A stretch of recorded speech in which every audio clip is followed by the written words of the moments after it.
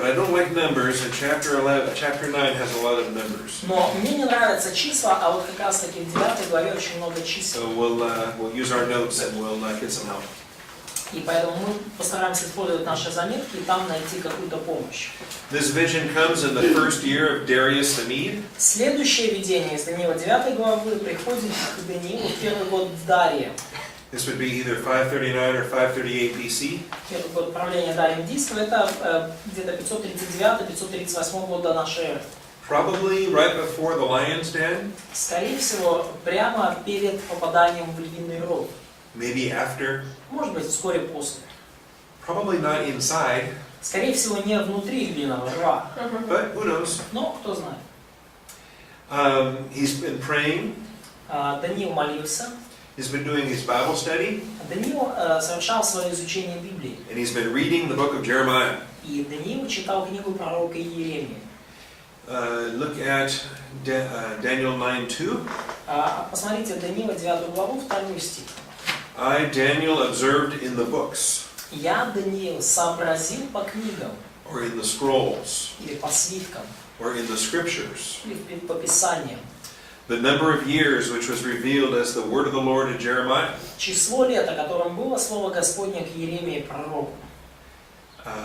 Jeremiah the prophet for the completion of the desolations of Jerusalem, namely 70 years. Что 70 лет исполнится над опустошением Иерусалима. This is a great verse of the Bible to show us how the Hebrews kept careful custody of their scriptures. И это отличный стих Библии, который показывает, насколько трепетно и бережно относились евреи к своим писаниям и как заботливо они их хранили. Because Jeremiah and Daniel were contemporaries for much of the time. Да, поскольку Иеремия и Даниил, они были современниками большую часть жизни Даниила. Jeremiah was a lot older than Daniel. Иеремия, конечно же, был намного старше Даниила. But in Daniel's youth, he would have lived at the same time as Jeremiah. Но когда Даниил был еще юношей, то он жил как раз-таки в то самое время, что и Иеремия, он был его современником. And we know that Jeremiah sent letters to the captives in Babylon. И мы знаем, что Иеремия посылал письма пленникам в Вавилоне. And Daniel received a copy of the book of Jeremiah. И Даниил таким образом получил копию книги Иеремии. And it says right here that he was reading this prophecy of the 70-year captivity. И вот сказано здесь, что он читал здесь пророчество о пленении в течение 70 лет. This is something that's recorded in Jeremiah 25, verses 11 and 12. И это нечто, что записано в Иеремии 25 главе, в 11-12 стихе. And there's a second place also in Jeremiah where it's recorded. И есть еще одно место в пророке Иеремии, где то же самое записано. But I forgot to put it in your notes. Но я забыл вам в заметке это место поместить. 29:10 у меня написано. 29:10 it's written. Okay. This is what the Lord says: when 70 years are completed for Babylon, I will come to you and fulfill my gracious promise to bring you back to the place. Right. 29:10. Right. Okay. Да, 29:10, можете себе добавить. So either 25 or 29, either way. Или 25 или 29 глава, и так, и так. Правильно. And so he's in his Bible study. Итак, Даниил совершает свое изучение Библии. And he recognizes that Jeremiah's prophecy is about to come true. И он осознает, что пророчество Иеремии вот-вот сбудется. He's lived almost the entire 70 years of the captivity. Даниил прожил как раз практически все эти 70 лет плена там в плену. And he knows that the Jews are being punished for their sinful ways. И он знает, что евреи были наказаны за свои греховные дела. If you read here in Daniel 9, verses 5 and following, если вы прочитаете стихи с 5 и ниже, в 9 главе, Daniel is confessing the sins of his people. то мы видим, что Даниил исповедует грехи своего народа. And he keeps confessing over and over how much they have sinned.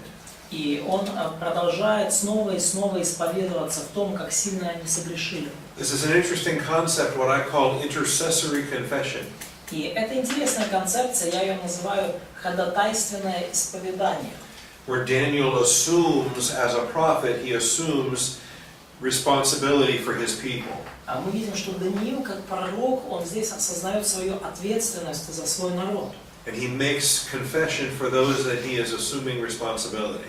И он исповедуется за тех, кого он, за кого, по его мнению, он несет ответственность духовную. And this has caused me to consider a possibility in our life. И это побуждает меня предположить о чем-то подобном в нашей жизни. Do you know how to confess your sins with 1 John 1:9? Знаете ли вы, как исповедовать ваши грехи? 1 Иоанна 1:9. Yes. Do you ever confess other people's sins? Но вы исповедовали когда-либо грехи других людей? You know, if you are a husband or a father or a parent, do you ever confess your children's sins? Отец, если вы родитель, муж, исповедуете ли вы грехи своих супругов или детей? Or maybe a pastor could confess the sins of his flock? Или, может быть, пастор может исповедовать грехи своей общины? Because this is an interesting pattern here that I call intercessory confession. Поскольку здесь я вижу интересную такую особенность, интересную закономерность. Ходатайственное исповедание. You also have in the book of Job where Job confesses the sins of his adult children. Или похожее вот такое посредническое исповедание мы видели в жизни Иова, когда он исповедовал грехи своих детей. So I haven't really developed this as a full doctrinal study yet, but I think about this a lot.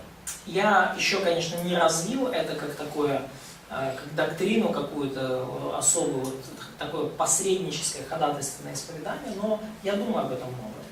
But here's Daniel as a prophet assuming responsibility for his people. Но вот здесь Даниил, пророк, он предполагает определенную ответственность за собой, за свой народ. And over again he says, we have sinned. И снова и снова и снова он говорит, мы согрешили. We've committed iniquity, we've acted wickedly. Поступали беззаконно, действовали нечестиво. And he realizes that the 70 years are nearly over. И он осознает, что 70 лет уже практически прошли. And they have not repented yet at all. И евреи все еще не покаялись, вообще ни разу. And he's concerned what happens if they go back to Israel and they're still the same sinners they were 70 years ago. И он переживает о том, что если они вернутся в Израиль и останутся там такими же грешниками, как они сейчас, и какими они были. And I like verse 18. И мне нравится стих 18. And Daniel says, we are not presenting your supplications before you on account of any merits of our own, but on account of your great compassion. Конец стиха. «Ибо мы повергаем моления наши пред Тобою, уповая не на праведность нашу, но на Твое великое милосердие». When we confess our sins, it's not on merits of our own. Когда мы исповедуем наши грехи, то мы полагаем перед Богом не наши заслуги. But He is faithful and just to forgive us our sins. Наше прощение основано на том, что Он верен и праведен, чтобы простить нам наши грехи. Not on account of any of our merits, Это не основывается ни на какой из наших заслуг или добродетелей, but for His own sake. но на том, кто Он есть. Он это делает ради себя. And He says that in verse 19. И Он говорит об этом же в 19 стихе. For your sake, O my God. Ради Тебя самого, Боже мой. For your city and your people. Ибо Твое имя наречено на городе Твоем и на народе Твоем. Okay, so this is what he's praying about is the 70 years of captivity. И вот то, о чем он здесь молится, о том, что вот заканчиваются эти 70 лет плена. And he's going to get an answer. И он получает ответ на эту молитву. Gabriel is sent to give him that answer. Гавриил спустился с небес, чтобы дать ему этот ответ. And in verse 20, he's still praying by the time of the evening offering. И в стихе 20 мы видим, что он все еще молится во время вечернего жертвоприношения. In verse 20 and 21. Да, как раз вот это время вечерней жертвы. And he's getting pretty tired. И он все еще молится Даниилу и вообще-то устал уже. And it doesn't say really when he started. We can guess he started first thing in the morning. И мы не знаем, когда он начал молиться. Мы можем предположить, что он начал молиться первым делом, когда проснулся утром. That maybe at the time of the morning sacrifices he was reading his Bible and praying. Может быть, во время утренней жертвы своей он читал Библию свою, молился. And now the whole day has gone by, and it's the evening offering, and he's still praying over this concern. И вот прошел весь день, и уже вечер настал, и он все еще молится по этому поводу. And this is when Gabriel arrives. И вот в этот момент появляется Гавриил. It says in verse 21, the man Gabriel whom I had seen previously. В стихе 21 говорится: «Муж Гавриил, которого я видел прежде в видении». And he said, O Daniel, I have come forth to give you insight and understanding. И вразумлял меня, говоря со мной, и сказал: «Даниил, теперь я исшел, чтобы научить тебя разумению». In verse 23, you are highly esteemed, so give heed to the message. В 23-м говорит Гавриил, что Даниил, ты муж желаний, а в английском, что ты высоко ценим, да, высоко цененный. Итак, вникни в слово и разумей видение. Улюблений український. Улюбленный в украинской, в современном русском ты крепко любим. Да. It's interesting, the responsiveness of prayers that seems to be scaled to the amount of esteem that the believer has in the eyes of God. И кажется, что то, как Бог отвечает на молитвы, то, как быстро и как вообще Он отвечает, зависит от того, насколько верующий, значим или любим в глазах Бога. In other words, are there some believers that are so intimate with the Lord that they get extra prayers answered? И иными словами, некоторые верующие настолько близки к Богу, настолько близки с Ним, что ответ на их молитвы, он, скорость и качество ответа превосходит таковые у других верующих. This verse seems to say something like that. Кажется, что этот стих именно что-то подобное нам и говорит. Not that they're better Christians, И речь даже не о том, что они лучшие христиане, but they are more intimate with the Lord in their prayers. но они более близки с Богом в молитвах своих. And it does speak of being highly esteemed. И вот это слово «муж желаний» говорит нам о особой значимости, ценности верующего в глазах Бога, о том, что крепко любим был Даниил Богом. And so the part I skipped over in verse 23 is interesting to me. Я тут пропустил кое-что в 23 стихе, но там тоже интересно. He says, at the beginning of your supplications, the command was issued. В начале моления твоего вышло слово. And I have come to tell you. И я пришел возвестить его тебе. То есть вышел ответ уже в самом начале твоей молитвы. At the beginning of your supplications. В начале моления твоего вышло слово. And now all day long it's taken Gabriel to get there. И целый день понадобился Гавриилу, чтобы добраться до Даниила. But the command was issued at the very beginning of these prayers. Но ответ на молитву был уже выдан, издан, сказан в самом начале молитвы. Because Daniel is precious in God's sight. Поскольку Даниил муж желания, крепко любим Богом, особо ценен в глазах Божьих. So just as soon as he starts praying, the command is given, go answer that prayer. То есть, как только Даниил начал молиться, было сказано слово, дана команда, Богом, иди, говори в ответ на эту молитву. Okay? Now I don't understand all of this. Я всего этого, может быть, не очень хорошо понимаю. I don't comprehend all of the things of heaven and angelic geography. Я не очень хорошо могу себе представить вот всю вот эту ангельскую динамику, как там ангелы, какая география, как все там на небесах устроено. And actually, geography applies to the earth. Geo is earth. И вообще география, она касается больше Земли. Гео — это Земля, да? So you can't have a heavenography. Поэтому трудно представить себе небесографию. But angels have to travel. Но ангелам приходится вообще-то They путешествовать. fly, or they walk, or they run. Они летают, они ходят, они как-то And then they come to earth down a ladder, Jacob's ladder. передвигаются. Они приходят иногда на землю по лестнице, лестница Иакова, помните? Which is in Bethel. Это случилось в Вифиле. And then they have to travel to Babylon. И потом им надо еще в Вавилон путешествовать. unless maybe there's another ladder in Babylon. I don't know. Может быть, какая-то особая лестница еще в Вавилоне проведена, я не знаю. But what I do know is it takes one day to travel from heaven to Babylon. Но что я точно знаю, что понадобился день, чтобы совершить путешествие с небес в Вавилон. Because this verse says he left heaven at the beginning of the prayers and he just now arrives by the evening offering. И потому что здесь говорится Гавриилом, что он покинул небеса в начале молитвы и достиг Вавилона, там, где был Даниил, лишь к вечерней жертве. And we do that. We learn the time it takes for us to make our commute to work. Да, и мы чему-то по-отхожему учимся, мы знаем, что требуется какое-то время для нас, чтобы, допустим, добраться до работы. Like, if you're going to be on time for class, you have to leave your apartment at a certain time. То есть вы знаете, да, если вам нужно быть вовремя на занятиях, то из квартиры нужно выйти в определенное время. This is normal. We learn this. То есть это нормальная часть жизни, мы все этому учимся. And what I think about with this chapter is what happens in the next chapter. И вот о чем я думаю, вот, читая эту главу, это то, что же там я вижу еще в следующей главе. Because in the next chapter, in chapter 10, Gabriel is sent forth to give Daniel a message. Потому что в следующей главе, в 10-й, Гавриил также послан с небес, чтобы доставить Даниилу послание. But it takes him 21 days to get there. Но в 10 главе ему уже 21 день, 3 недели понадобилось, чтобы до Даниила добраться. Because he gets kidnapped along the way. Поскольку его похитили по дороге. And so, Связали, пленили. so we'll be taking a look at that this afternoon or tomorrow. Мы посмотрим и на это также, сегодня днем или уже завтра. Okay, so here's his answer.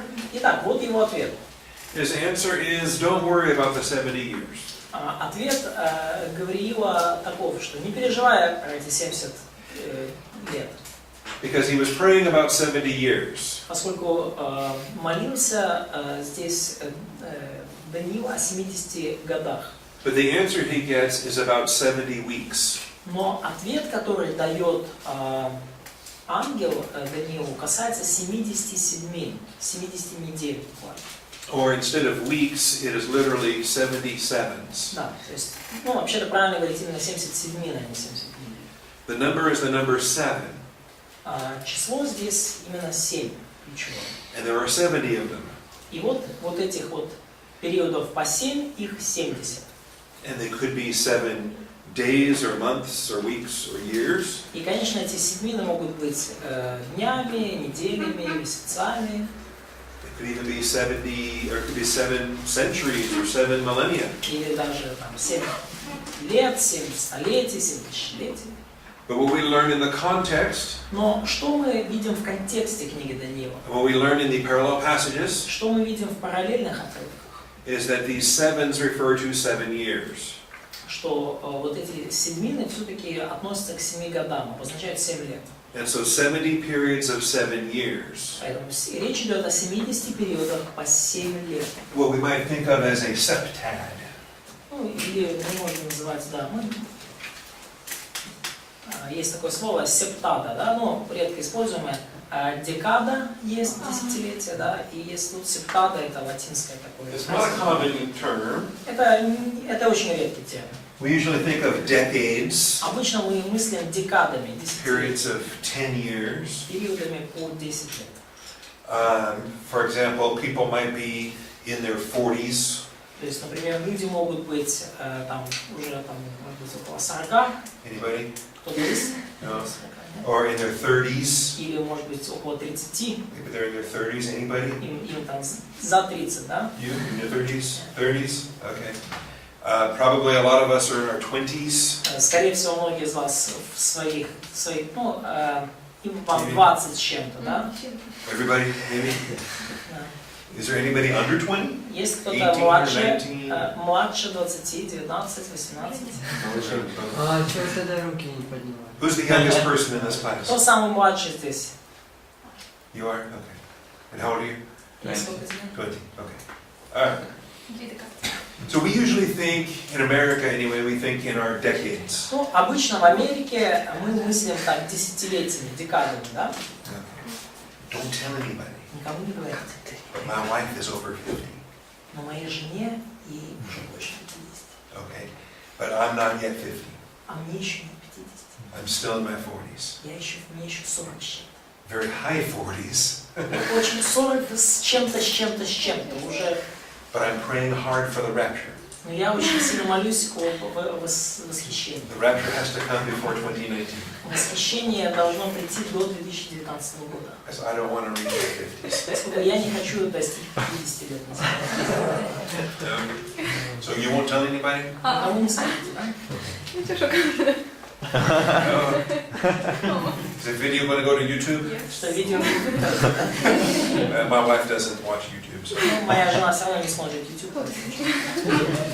So instead of decades, we want to start thinking in terms of septads. Поэтому вместо того, чтобы мыслить декадами, десятилетиями, нам нужно начать мыслить седминами в книге Даниила. And because this passage deals with septads, periods of 7 years.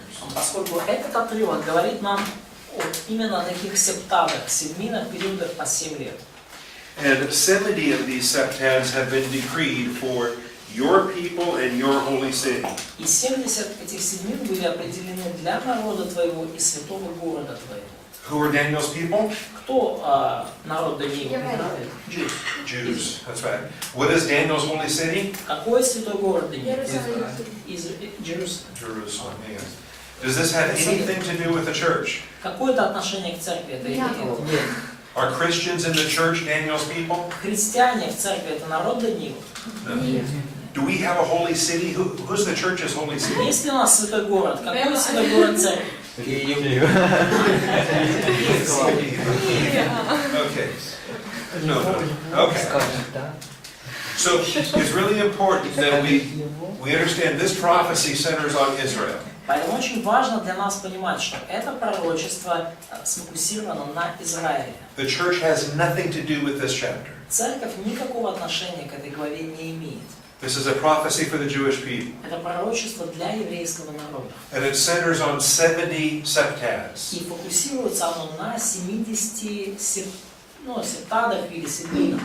69 of those septads were finished before Jesus went to the cross. 69 этих седмин закончились перед тем, как Иисус отправился на крест. And we are right now in the middle, waiting for number 70 that hasn't started yet. И мы как раз сейчас вот в таком промежуточном периоде ожидаем 70-й седмины, которая еще не началась. And this is what we're going to talk about with the Great Tribulation. И вот об этой 70-й седмине мы будем говорить, говоря о великой скорби. It is 7 years because it is the last of the septads. И скорбь будет тянуться 7 лет, поскольку это последняя из седмин, последняя септада. And it's the final septad that hasn't happened yet. И это последняя септада, последняя седмина, которая еще не совершилась. And the really sad thing is there are people with bad theology. И самое грустное это то, что есть люди, у которых плохое богословие. And they believe that the church has to go through the tribulation. И они верят почему-то, что церковь должна пройти через великую скорбь. And they have bad understanding of the rapture. И у них очень плохое, неправильное восприятие восхищения церкви. They try to put it after the tribulation. Они пытаются восхищение поместить после великой скорби. Some people try to put it in the middle of the tribulation. А некоторые люди пытаются восхищение куда-то так вставить прямо посередине великой скорби. And of course, the pastors who get it right put it before the tribulation. И, конечно же, пасторы, которые все понимают правильно, они помещают восхищение перед скорбью. Because we understand that the church has no part at all of the 70th week. Поскольку мы понимаем, что церковь вообще никакой роли не играет, никакого отношения не имеет к 70-й седмине. We didn't have any part of the first 69. А у нас никакого отношения мы не имели к первым 69. Why would we have any part of the 70? Нас там не было. С чего бы это вдруг нам иметь какое-то отношение к 70-м? Also, all 70 of them are for your people in your holy city. И кроме того, все 70 седмин, они для народа твоего и святого города твоего. That the purpose of the tribulation is for Daniel's people and for Jerusalem. Цель великой скорби фокусируется на народе Даниила, евреях, и городе Даниила, и Иерусалиме. Does that make sense? Разумно? Okay. Ясно? I have met many of these people and they tell me that I am afraid. И я встречал многих таких людей, и они мне говорили, что я боягуз. I'm a weak sister. Я слабенькая, такая маленькая девочка, и боюсь пройти через скорбь, как настоящие мужики. I'm scared of tribulation. I'm scared of Antichrist. Да, я перепугался просто антихриста, перепугался великой скорби, да. And I teach the rapture as our escape because I'm afraid. Я проповедую вот это вот восхищение, это просто попытка сбежать, потому что ты трус. And all of that, of course, is very sad. И все, конечно, это очень грустно. Church does not go through the tribulation because it's not the purpose of the church to go through the tribulation. Церковь не пройдет великую скорбь, поскольку целью церкви не является проходить через великую скорбь. I'm not afraid of Noah's flood either. Я не боюсь также и потопа второго Ноева. That's another judgment I'm not worried about. Это еще один суд, который меня вообще не страшит. Because it's in the past. Поскольку он уже был, он совершился. But also because it's not designed for the church. И опять же, поскольку этот суд был предназначен не для церкви. Okay, and so there are 6 objectives to the decree. Итак, есть 6 компонентов вот этого слова или ответа. To finish the transgression. 6 задач постановления. Пункт 5c. To make an end of sin. Just read verse 24. Да, просто мы сейчас прочитаем это в стихе, да? Чтобы покрыто было преступление, чтобы запечатаны были грехи, чтобы заглажены были беззакония, либо чтобы совершено было искупление за беззаконие, чтобы приведена была правда вечная или установить вечную праведность, чтобы запечатать видение и пророка, и чтобы помазать святое святых, или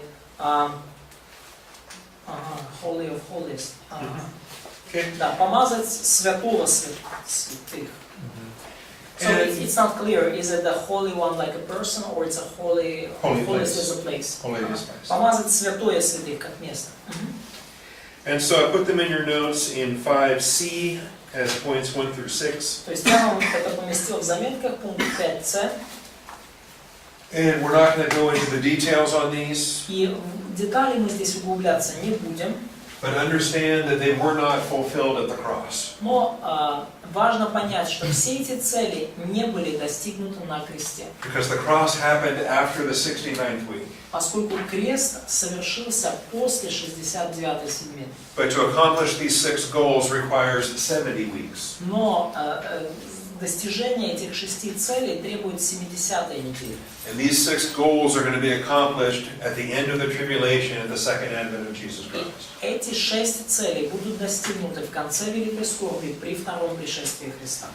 Again, people get confused. They see atonement and everlasting righteousness. Опять же, люди весьма смущаются, они видят, например, заглаживание беззакония или искупление беззакония, они видят вечную праведность. Because of the word atonement and because of eternal righteousness, they think, well, that must be what Jesus did on the cross. И по причине того, что они видят вот эти знакомые из Нового Завета слова, там, искупление или праведность, они думают, так это то, что Иисус сделал на кресте. But those are only 2 out of the 6 points, and it's much bigger than that. Но это всего лишь 2 из 6 задач, и всего там, тут говорится о чем-то намного большем, чем это. And so, the anointing of the most holy place requires the beginning of the millennial kingdom for Jesus to build a new temple. И помазание святого святых требует того, чтобы Иисус начал новую эру, да, чтобы был построен новый храм тысячелетнего царства. It also requires the prophecy ministry of the Jewish prophets in the tribulation. И также это требует пророческого служения еврейских пророков во время Великой Скорби. That's the 5th objective there when it says to seal up prophecy. 5-я цель, да, запечатать видение и пророка.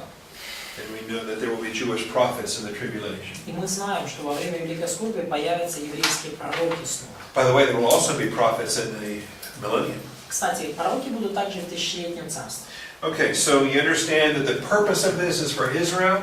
Итак, вы понимаете, да, цель всего этого происходящих 77 сфокусирована на Израиле, не на церкви.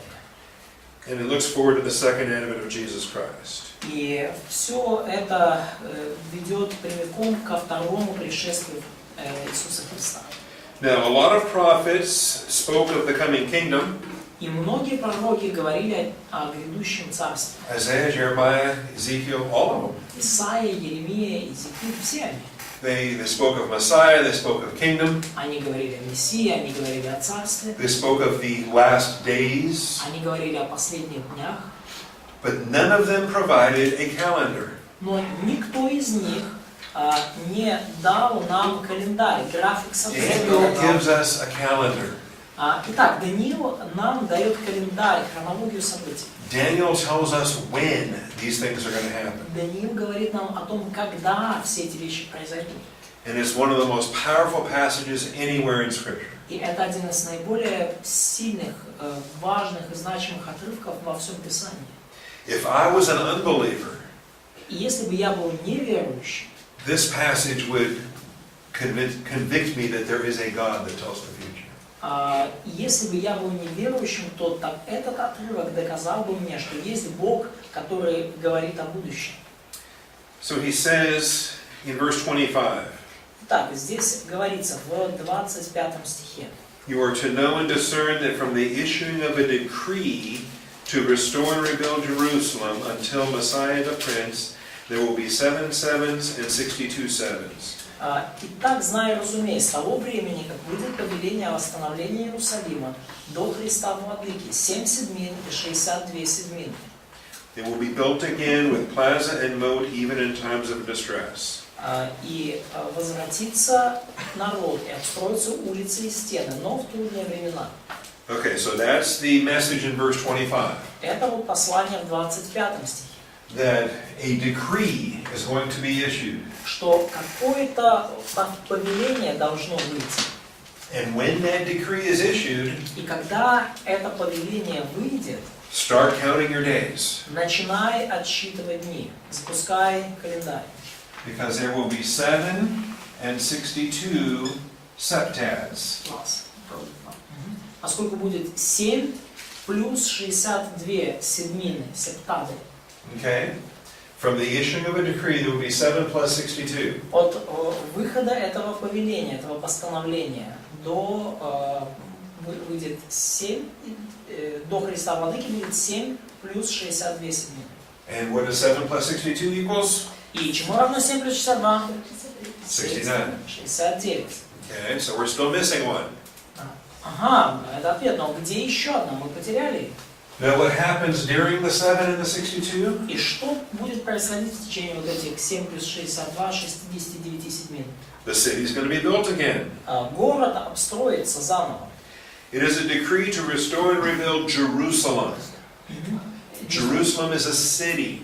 Да, обратите внимание, вот это повеление, оно говорит о Иерусалиме, о городе Иерусалиме, о его восстановлении. And that has to include the plaza and the moat.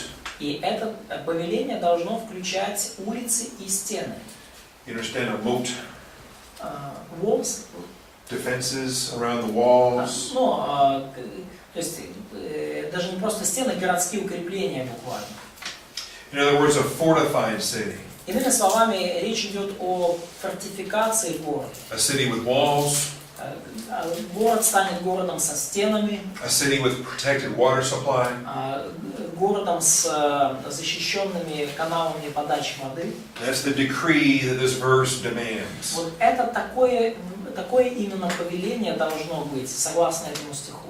A decree that only says, go build a temple, Повеление, которое просто скажет, пойдите отстройте храм, would not be sufficient to meet the requirements of this verse. будет недостаточно, чтобы удовлетворять требованиям вот этого стиха. Понятна мысль? Повеление должно включать в себя отстройку стен и фортификацию города, а не просто отстроение храма. So if we pay attention to the details, we're going to keep from being confused. Поэтому, если мы уделяем внимание деталям, это сохранит нас от путаницы. And I list this for you in point 5D. И я вам это вот здесь конкретно все перечитаю в пункте 5D. Because people who do Bible study, they find 4 different decrees in the Bible. Поскольку люди, которые исследуют Библию, они находят там аж 5 подобных повелений.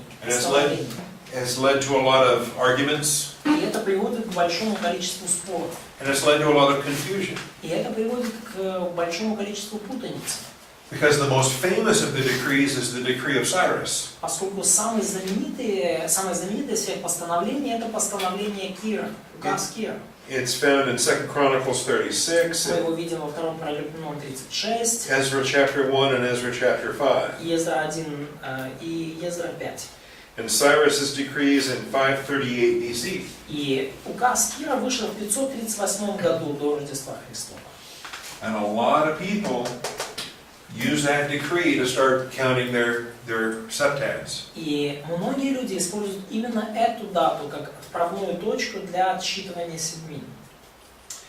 There was also a decree by Darius. Также был указ Дария. This is not Darius the Mede, but Darius the Persian, the Darius the Great. Это не Дарий Медианин, это Дарий Персидский, Дарий Великий. And that came in 520 BC. И этот указ был издан в 520 году до Рождества Христова. 18 years after Cyrus's decree. Через 18 лет после указа Кира. So if we're going to count days and use a calendar, that's quite a bit of a difference if we have 18 years difference in how we start our calendar. И если мы действительно так щепетильно ведем календарь, следим за датами, то 18 лет это таки разница, это меняет сильно дело. Darius' decree can be found in Ezra chapter 6. You have this in your notes. Указ Дария, мы о нем читаем в Ездра 6 главе. Then Artaxerxes Longimanus issued a decree in 457. Потом Артаксеркс Лонгиман издал указ в 457 году. That's the third decree in your list there, Это in третий указ 457. в вашем списке в 457 году вышел. And here's the problem with all of these, and a note there under point 3. И вот эта проблема со всеми вот этими тремя указами, и я сделал тут пометку после пункта 3. The first two decrees pertain to the rebuilding of the temple in Jerusalem. Первые два указа касаются восстановления храма в Иерусалиме. They're just about the temple. Они просто касаются храма. Nothing about the city, nothing about the walls. Ничего не говорится о городе, ничего не говорится о стенах. The third decree in 457 relates to finances for the animal sacrifices. Третий указ в 457 году, он касается финансов для жертвоприношений в храме.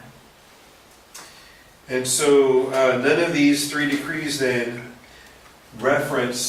meet the requirements of our verse now in Daniel 9:25. И ни один из этих указов не соответствует требованиям, которые выдвигает 25 стих. It's not until we get to the fourth decree, but Artaxerxes Longimanus. Same guy gave number 3 and number 4. И лишь четвертый указ, он соответствует этим требованиям. Это также указ Артаксеркса Лонгимана, один и тот же человек издал эти два указа. And he issued his decree in 444 BC. И вот этот свой указ он издал уже в 444 году. До Рождества. This is found in Nehemiah chapter 2. Мы читаем о нем в Неемии 2 главе. And this is the occasion when the Jews were given permission to rebuild Jerusalem's city walls. И вот это тот случай, когда он разрешил евреям отстроить стены города Иерусалима. We can even specifically date the decree to March 5th. И мы даже можем конкретно датировать этот указ 5 марта. My sister's birthday. День рождения моей сестры, кстати. But she's not that old. Но она не настолько старая, конечно. March 5th of 444 BC. Итак, 5 марта 444 года до нашей эры.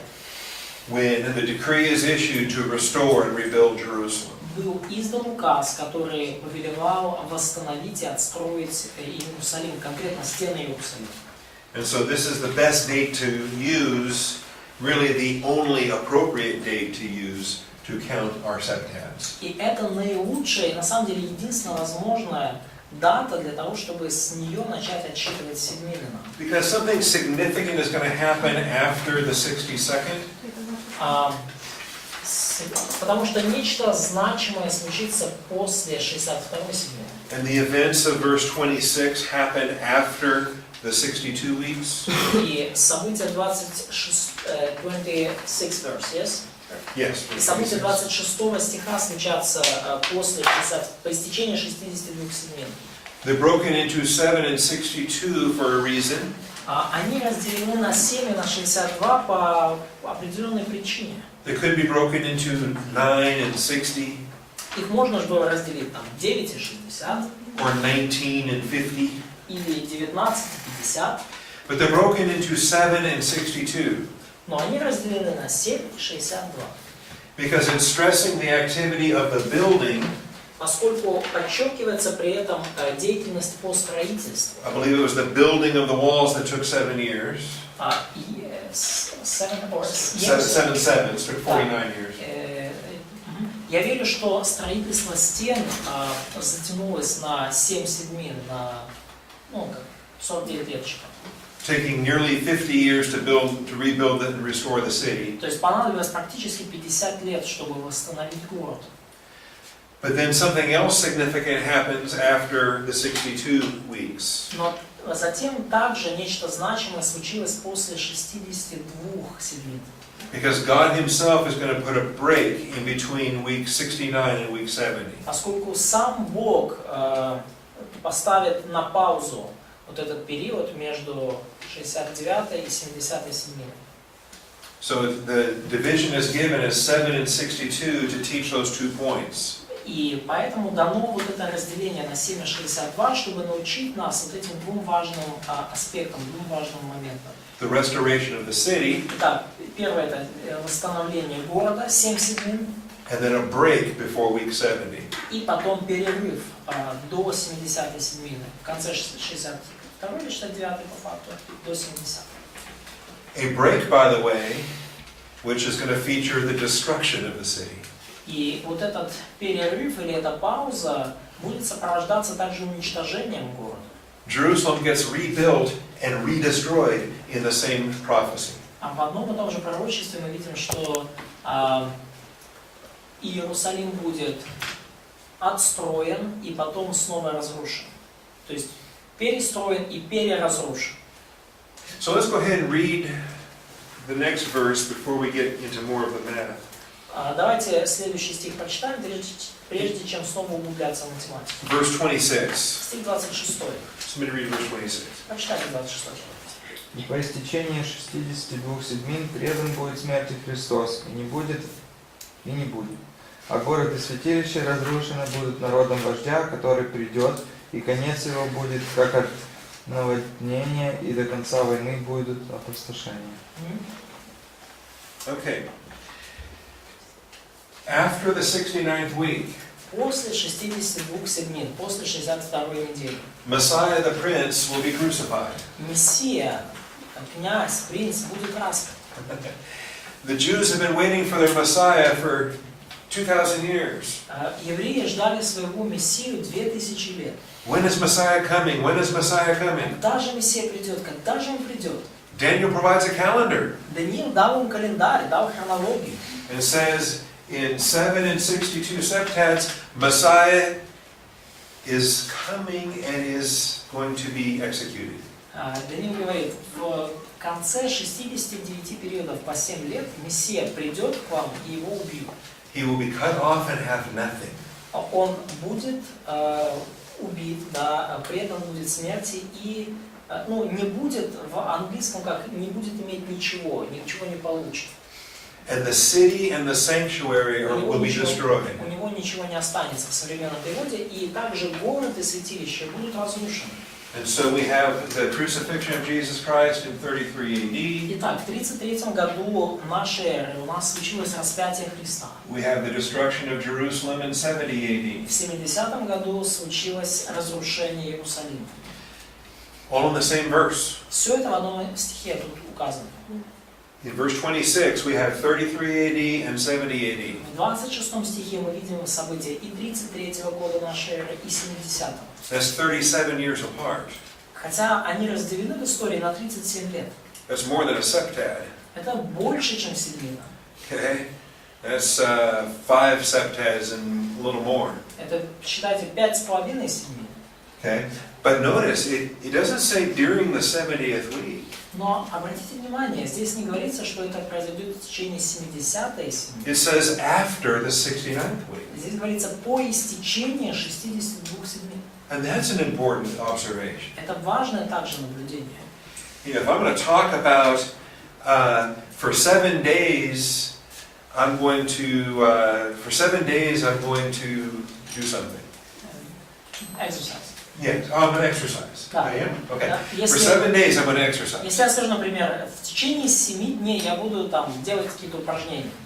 And on Sunday, I'm going to do push-ups. И в воскресенье я буду делать отжимания. And on Monday, I'm going to do sit-ups. В понедельник буду делать приседания. And on Tuesday, I'm going to do pull-ups. А во вторник буду делать там отжимания, подтягивания. And whatever. Okay. And Ну и then, далее. okay. And I go through 6 of those days. И я вот 6 дней так провел. I say on Friday, I'm going to run a marathon. В пятницу я говорю, пробегу марафон. Okay. But then I say, after the 6th day, Но после этого я скажу, после 6-го дня.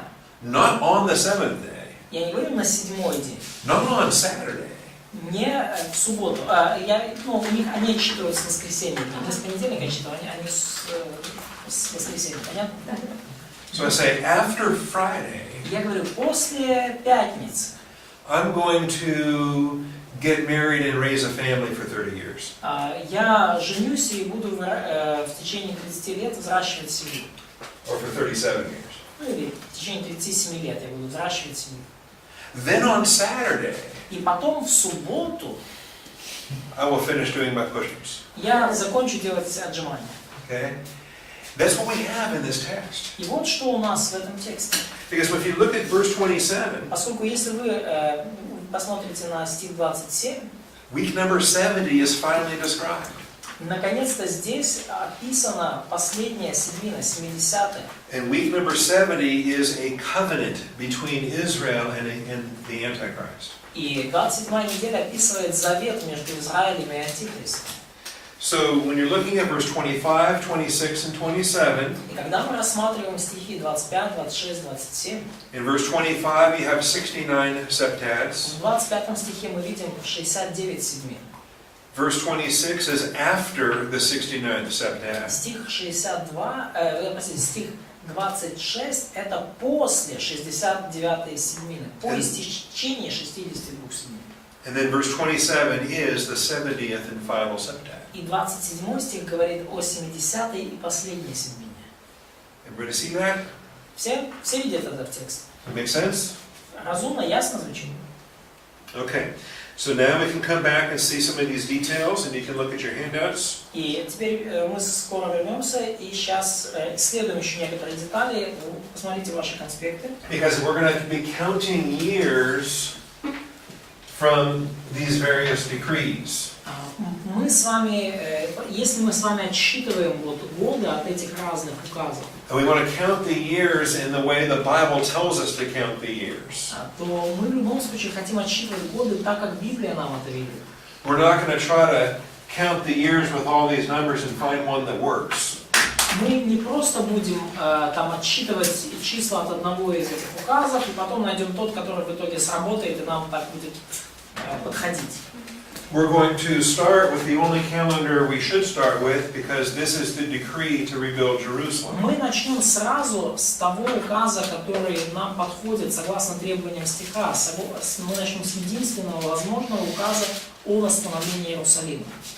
We're also going to use a calendar that marks the number of days appropriately.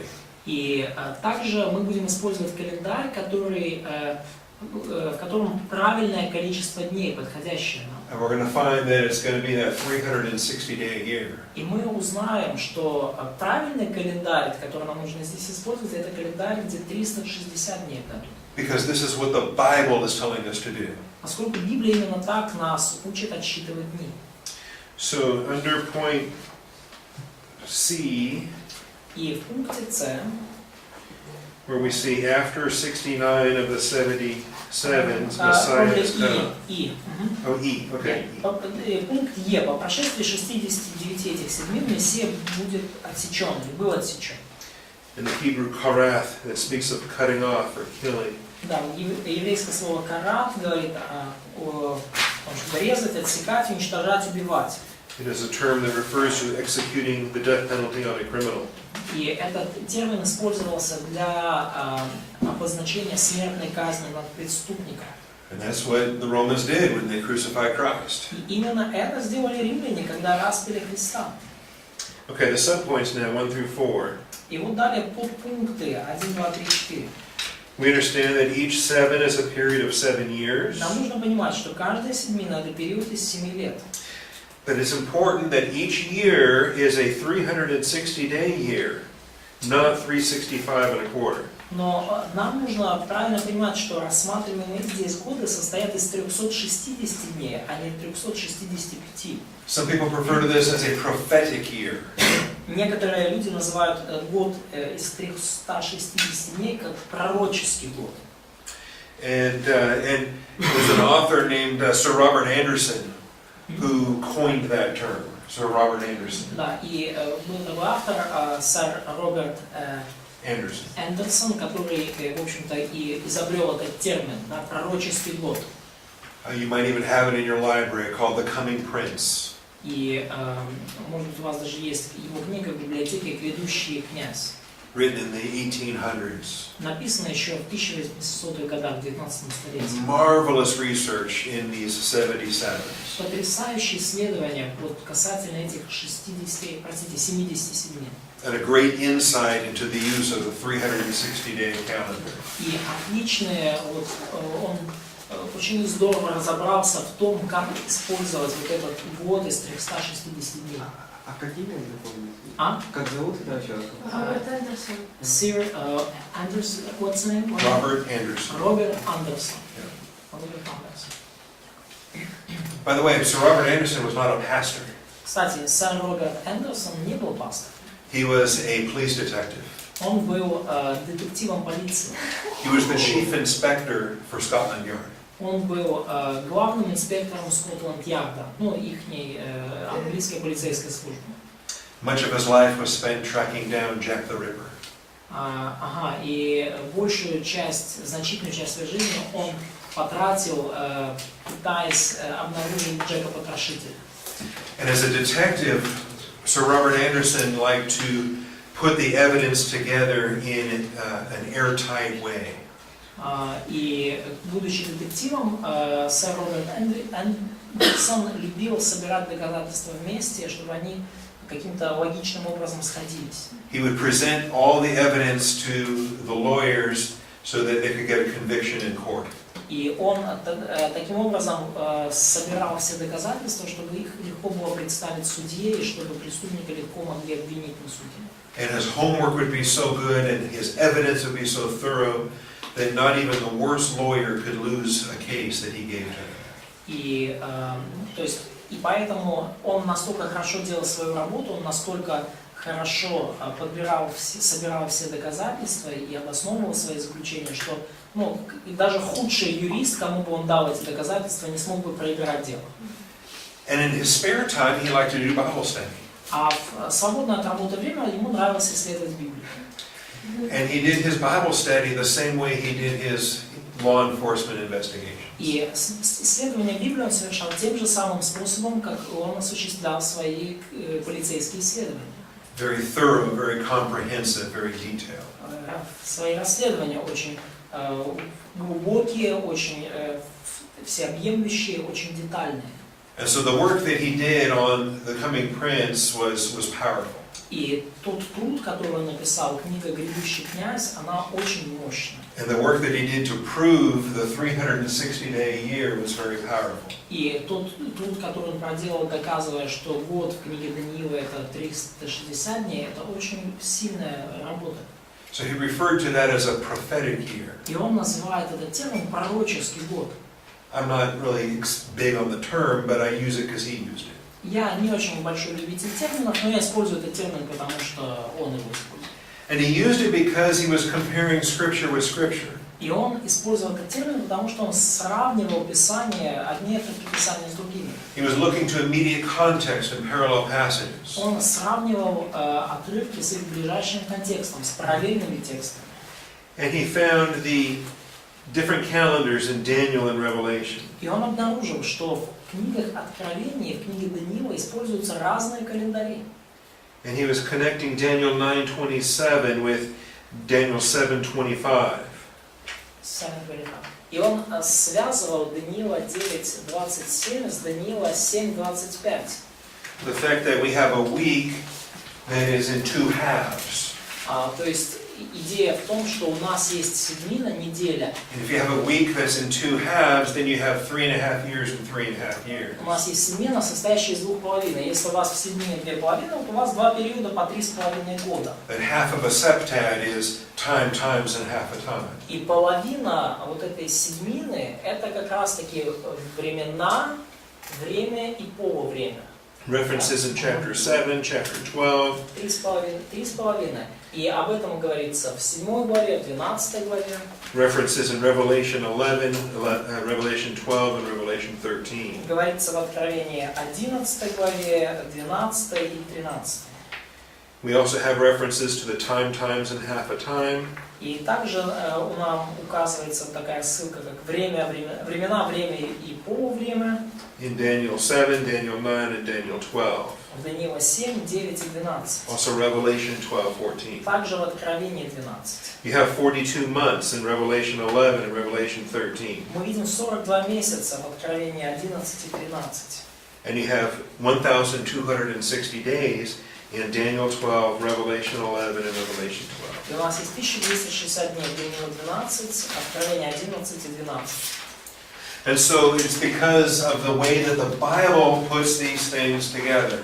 И все это потому, что сама Библия все эти даты, все эти цифры объединяет вместе. The Bible speaks of a final period of 7 years. Библия говорит о конечном периоде человеческой истории, длящемся 7 лет. That's cut in half. И этот период будет разделен на 2 половины. The tribulation followed by the great tribulation. Будет как бы скорбь, а потом великая скорбь. And the 42 months whereby Antichrist has absolute sovereignty over Jerusalem. И 42 месяца – это тот период, в течение которого у Антихриста есть абсолютная власть над Иерусалимом. And so it's for biblical reasons that we use the 360-day year. И потому именно по библейским причинам при толковании книги Даниила мы используем год пророческий, 360 дней. It's not a gimmick to make the math work. То есть это не просто какие-то математические ужимки, прыжки, и какие-то перекручивания, чтобы все совпало. Although there are skeptics that accuse us of that. Хотя и есть такие скептики, которые христиан, толкователи в этом обвиняют. By the way, Кстати, if you go back to Genesis если вы вернетесь к книге Бытия, and you study carefully the flood when Noah builds the ark and gets on the ark, и вы внимательно исследуете историю потопа, где Ной строит ковчег и потом в него заходит, how long was he on the ark? как долго он пробыл в ковчеге? 150 дней. 150 days. Longer than that. Больше. Почти 300. 300 days. More than a year. Больше года. Okay. And it's interesting if you go through that. It's been a while since I read it, but you're going to find Но интересно, я давно уже об этом читал, но если вы исследуете внимательно, вы обнаружите, that the days, months, and the years are going to line up with a 360-day year. что если вот сравнить время, когда Ной вошел в ковчег, вышел из ковчега, и вот этот год увидеть там, то это как раз будет год из 360 дней. I believe that that's used to be the real year. И я верю в то, что именно таков должен был бы быть настоящий год. That the Babylonians, Egyptians, Chinese, Greeks, Aztecs, they all had a 360-day year. Вавилоняне, египтяне, ассирийцы и прочие древние народы, у всех у них год был 360 дней. They all had 12 30-day months. И у всех у них было 12 месяцев, каждый по 30 дней. Until the 8th century BC. До 8 столетия до нашей эры. And then everybody started adding days to their calendar. И потом с 8 столетия до нашей эры все начали добавлять дни к своему календарю. And they all found different ways to do it. И все по-разному это делали. Some added leap year days, extra days. Да, некоторые добавляли там дополнительные дни в году, там на високосный год. The Hebrews added an extra month from time to time. Евреи иногда добавляли целый месяц дополнительный. The Romans kept tweaking their calendar all the way until Julius Caesar's time. И римляне свой календарь подкручивали и там-сям как бы меняли вплоть до времен Юлия Цезаря. Julius Caesar was tired of the seasons falling in the wrong month. И Юлий Цезарь просто устал от того, что поры года выпадают не на тот месяц, не на подходящий. So he amended their calendar and created the Julian calendar. Поэтому он просто прекратил все эти издевательства с календарем и создал юлианский календарь. Lasted for 1500 years until the Gregorian calendar. И юлианский календарь просуществовал 1500 лет, вплоть до того, как сменился григорианским календарем. And even today, the Orthodox Church still uses the Julian calendar. И даже сегодня православная церковь использует юлианский календарь. But the point being, prior to the 8th century BC, everybody used a 360-day calendar. Но правда в том, что до 8 столетия до нашей эры все использовали для обозначения года 360-дневный период. There's a scholar by the name of Velikovsky, Emanuel Velikovsky. Есть известный исследователь по имени Волокарский, Эммануил Волокарский. He was a Russian Jew, actually. Русский еврей, кстати. And he translated all the writings of these ancient peoples. И он перевел все писания древних народов. Babylonians, Greeks, Egyptians. Вавилонские, греческие, еврейские писания. Even in the Western Hemisphere, the Aztecs. Aztecs in South America. South America. Ага. Даже вот уже в западном мире, да, какие-то южноамериканские письмена тех племен. And they all had 360-day calendars. Ацтеки, да. И у всех древних племен год был 360 дней. And they all started changing their calendars in the 8th century BC. И все начали менять свой календарь где-то в 8 столетии до нашей эры. And he believed it was the earthquake in the days of Uzziah. И вот этот исследователь Волокарский, да, он верил, что это случилось по причине землетрясения в дни Озии. And beginning with the earthquake in the days of Uzziah, the earth changed it got a wobble on its axis, and it lengthened its rotation around the sun. Wobble? Ага, я got it. Значит, и исследователи верят, что вот это землетрясение времен Озии, о котором много где пишется даже в Библии, оно каким-то образом сделало толчок в оси земной, и Земля начала чуть-чуть иначе вращаться. И поэтому у нас уже не 360, а 365 минут. So who knows? Ну, кто знает.